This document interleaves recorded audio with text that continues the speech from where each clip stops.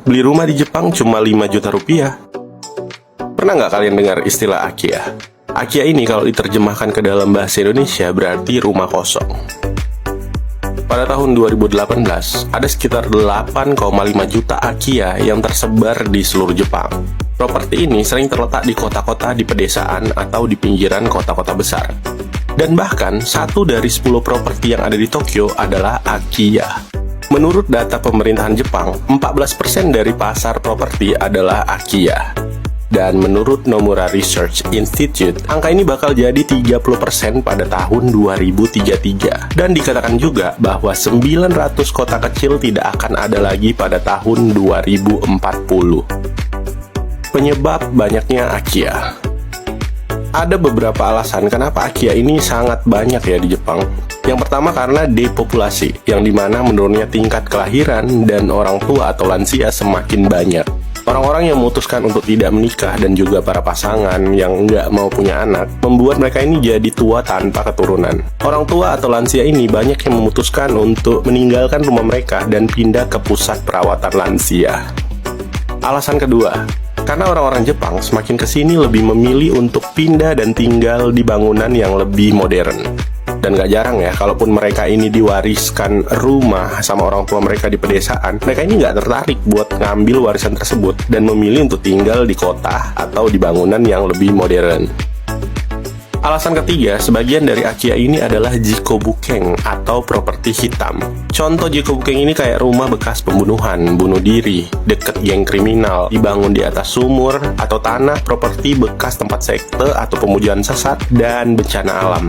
Harga rumah Akiya. Akiya ini bisa disewa atau dibeli ya guys. Jadi emang harganya juga bervariasi, tergantung usia dan kondisi rumah tersebut. Semakin tua Akiya ini, semakin murah harganya. Dari website jual beli Akiya yang pernah aku baca, bahkan ada Akiya yang dijual dengan harga 50.000 yen atau sekitar 5 juta rupiah. Tapi mungkin ya kalau kalian tuh rajin searching-searching lagi, mungkin bisa dapat yang lebih murah lagi.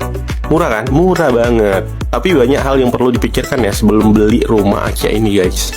Hal-hal yang perlu diperhatikan sebelum membeli Akiya. Yang pertama, harga renovasi rumah ini udah pasti juga sih.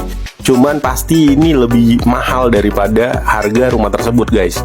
Kenapa? Karena sebagian besar Akiya ini adalah rumah yang udah tua dan udah lama banget tuh nggak ditinggalin. Jadinya butuh renovasi yang super ekstra. Bahkan kadang duit buat renovasi ini bisa cukup beli rumah modern guys. Makanya ini salah satu aspek paling penting ya yang harus dipikirkan sebelum beli Akiya. Yang kedua, jangan lupa tentang biaya pajak dan pajak. Ketika beli rumah di Jepang, mau dia yang biasa ataupun Akiya, ada beberapa pajak yang harus kalian pikirkan gitu. Kayak pajak pendaftaran, pajak perolehan properti, pajak aset tetap, pajak perencanaan kota, materai, biaya hukum, dan biaya agen real estate. Pegel nggak tuh mikirinnya? Yang ketiga, baca kontrak perjanjian baik-baik.